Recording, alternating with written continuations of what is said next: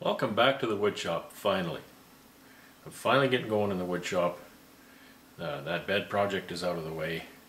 And it's working well, I like it. The bees are in the bee yard, out of the building. They're having a good time. It's a very nice day today. So there'll be a lot of flight out there today. Finally going to get some work done in the wood shop, which is good because I have a couple of really big projects that I need to get done. Remember these little guys?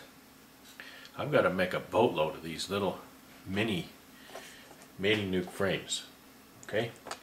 These actually I put together last year. And if you want to know how many of these I need to build, because I need to get cracking because there's a lot. I need to build this many. There are 600 bottom bars here. I need to cut each one of these in two. So that's 1200. I'll probably build 1200. I need to build 1100. But I'll likely build 1200 just to have some spares. And so yeah, got to get cracking on this.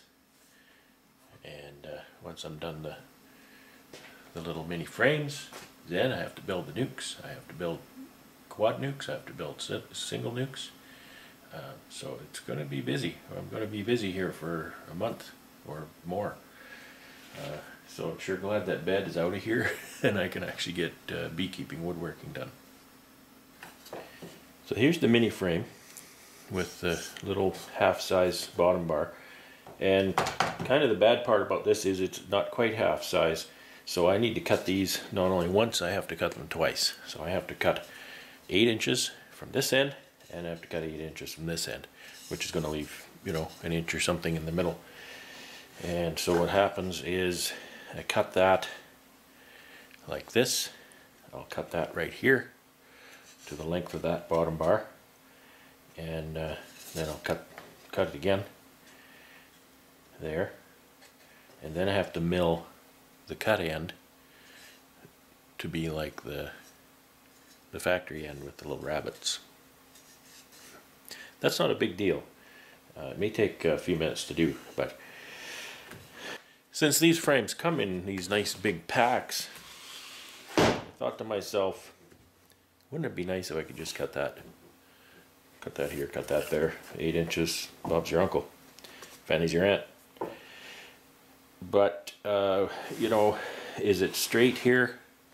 Is this all lined up nice and I'm going to get exactly 8 inches? Not likely. So I'm going to take those straps off and see to it that that is 8 inches. And I built myself a jig over here. Let me show you that. Okay, I've made a jig. I just took a nice piece of scrap plywood I had, and I glued and screwed a couple of fences, a fence on this side and a fence on the end here. My saw will cut about 5 inches deep, so my fences are 5 inches tall here. And it works. I've cut a little bit here just to make sure it'll actually make that cut, and it works just fine. So what I should be able to do here is I should be able to put my end bars into here, snug up against this fence, which I was careful to get this at a right angle to the bed, and I was careful to get the end fence right angle to the back fence, and I should be able to cut that, spin those around and cut it again, and cut those in, you know, very many of them, 5 high, and how many out here. This saw will cut all the way out here. I've set my depth stop so that it's not going to cut my bed in two. I will cut a groove in it, and that's it. I've set my fence so that it's set up there at exactly 8 inches. And we're going to give this a go. See what happens. Recheck my measure. Now this is a little bit dangerous, and I'll tell you why. Because when you cut across material, and then what I'm going to have is I'm going to have pieces trapped between this fence and the blade. So how you have to be safe in doing that is you need to make your cut and release the power on the saw and let the blade come to a complete stop before moving. If you move that saw, those pieces can bind and bad things happen. Ask me how I know that. Okay, I'm going to make this cut. See what happens. Hopefully I don't lose any fingers or nothing.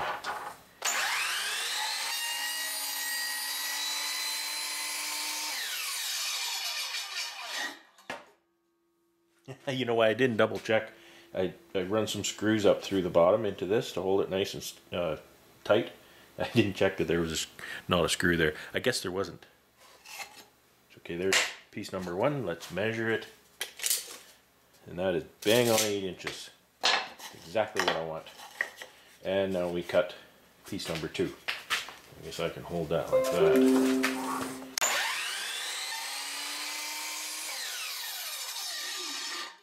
you see, I didn't wait for the saw, but I've only got 1 piece, and I was able to hold it. So now I can load this up and cut a whole whack of these at once. So let's do that. Now I'm under no delusion that I can cut this entire thing. I know I can't. I'll just cut as many as I can. I'll get this cut open. Hope I'm doing the right thing, because I'm just about to ruin a lot of material if I'm not doing the right thing here. Okay, let's try and do this without dropping anything on the floor. I can grab a few of these at one time. Make sure they're nice and tight again, that fence on the end. Looks like that'll work. Okay.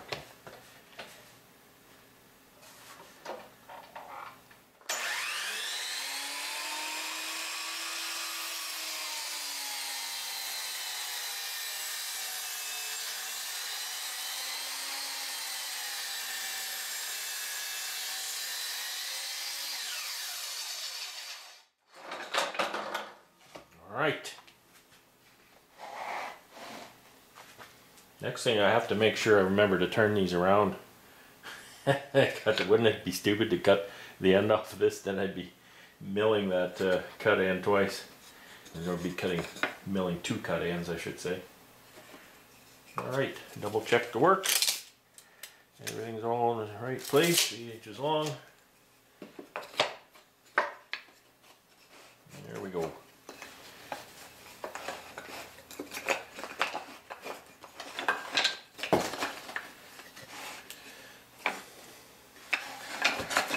I think I'm going to downscale that a little bit. I'd like to be able to hold it with my hand in one piece. I'm going to cut back. These jigs, you always have to make sure you don't have, it's not full of sawdust and it's holding it back from the fence. Okay, here we go. Now I can hold the cut end here, which is smarter anyway. I could probably hold the cut end the first time too. It's just one thing about having my hand between a fence and a blade. It's just, you know.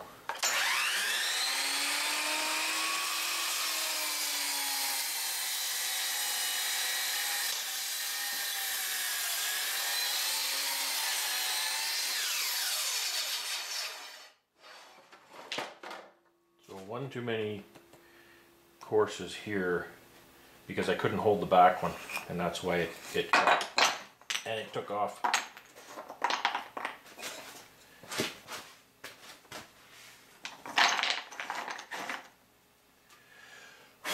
So I'll run a few fewer than that.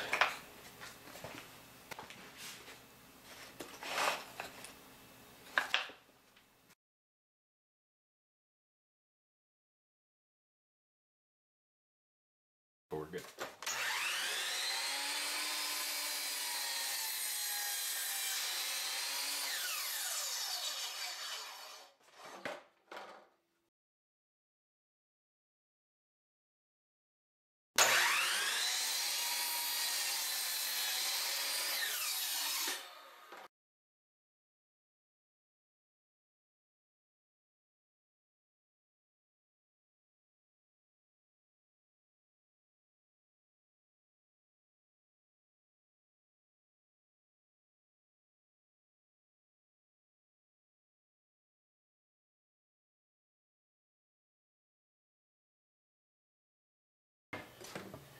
I've cut all my bottom bars in two, and that's not cutting a bottom bar in half because they're not quite half as long as a standard bottom bar.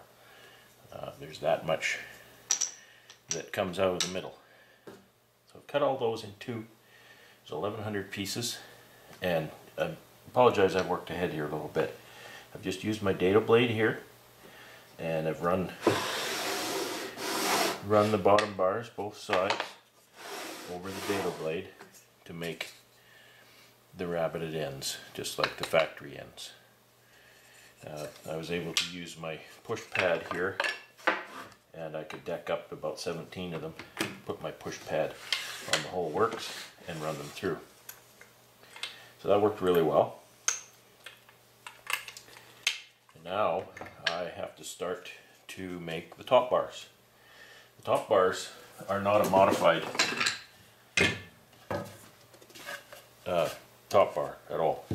So I'm starting with lumber that's 7/8. I'll use these bottom bars as a visual. Top bars are similar, just longer. So what I'm going to do here is I'm going to cut the plank. I've got a plank here, it's 8 feet long. So I'll cut this off like this, cut them in 9-inch wide pieces on my miter saw. And then I'm going to run all of my rabbets for the top bar in that wide piece, so I can run those nicely all together. And then once I have that, then I'll have a piece that looks a lot like this, and then I take that in the table saw and I start cutting pieces off it. Okay, so when that comes out, I'm done that rip cut. That's called a rip cut. I'll have these with no groove.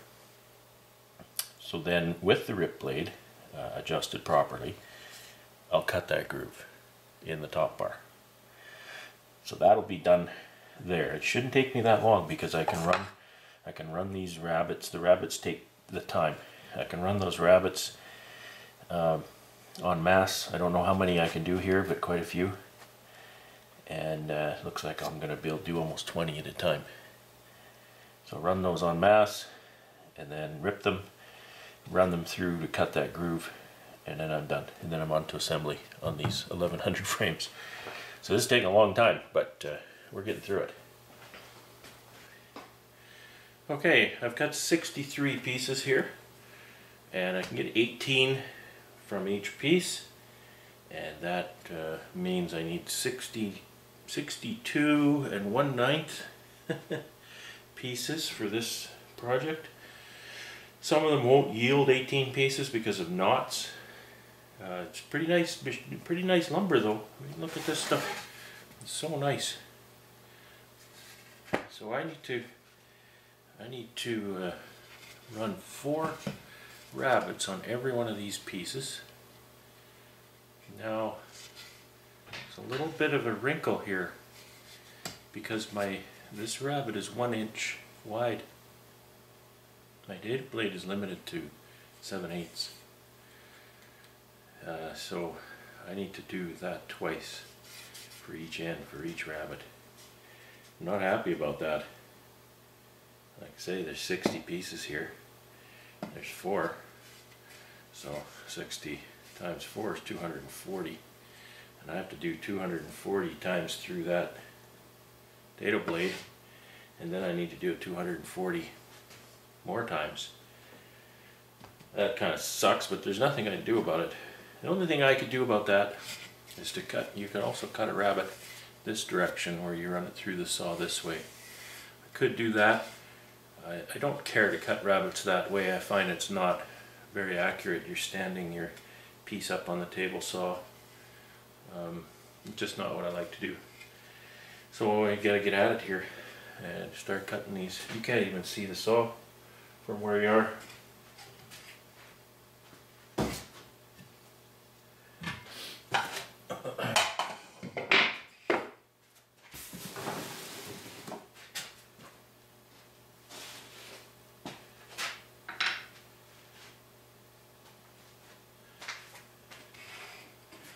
That one's done.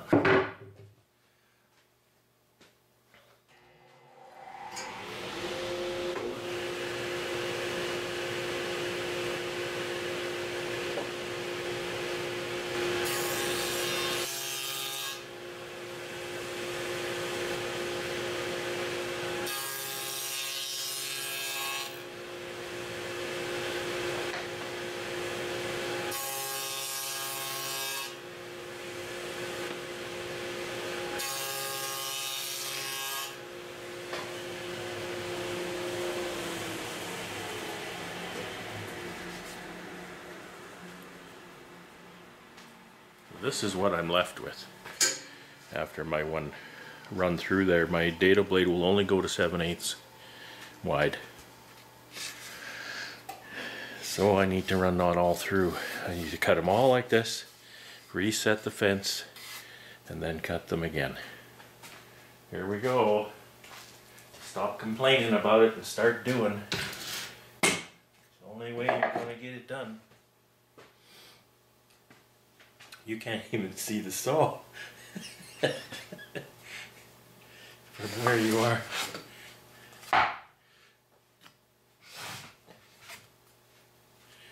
I think you can see now.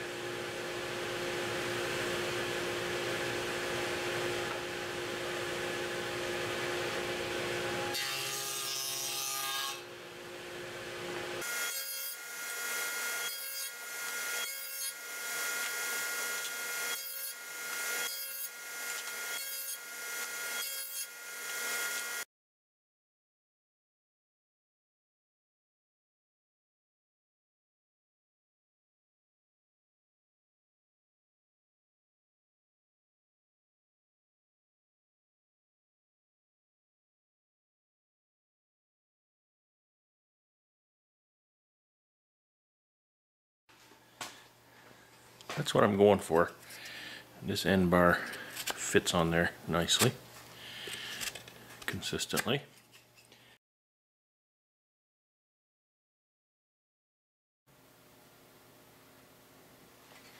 Got all my blanks ready, and you know, sometimes when you do this kind of thing, you get halfway through it and you realize that could have been a lot easier. So I made mine. I overdid mine just because they were mine. And I actually made a proper top bar that was just like the full-size top bar. And that required me to make a dado rather than a rabbet. And the difference between a dado and a rabbet is that the dado has 3 sides. Okay, so you can see how that sidebar is encapsulated into the cutout in the top bar. And a rabbet has 2 sides. It doesn't have an end to it, so it's cut right off from the end. And as you recall, I had to cut this twice because this is 1 inch and my dado blade will only go 7/8. So you see I had to cut it again here. So some of these have a little bit of a shoulder here. It's not going to be such a big deal. However, I could have just run a dado down here instead of rabbeting this, and it would have taken 1 cut. It would have taken off a whole lot less material, and it wouldn't have affected the performance of the product at all. It might have even worked a little better. But that is done now, so we'll learn that from next time, and maybe we'll just do a dado instead of a rabbet next time. So what I'm doing now is taking these suckers, I'm going to run them through the saw. So the top bars have to be 1/2 inch wide. So I've set my saw fence to 1/2 inch from the blade, and these just simply get run through as they are. And what I've set up here as an outfeed is I've got a couple things sitting here just to keep them going straight down the outfeed table, and they fall into a garbage bin I have sitting there, so I don't have to deal with the offcuts. They're going to all end up in that pail at the end. So I'll cut a few here and you can see how this goes.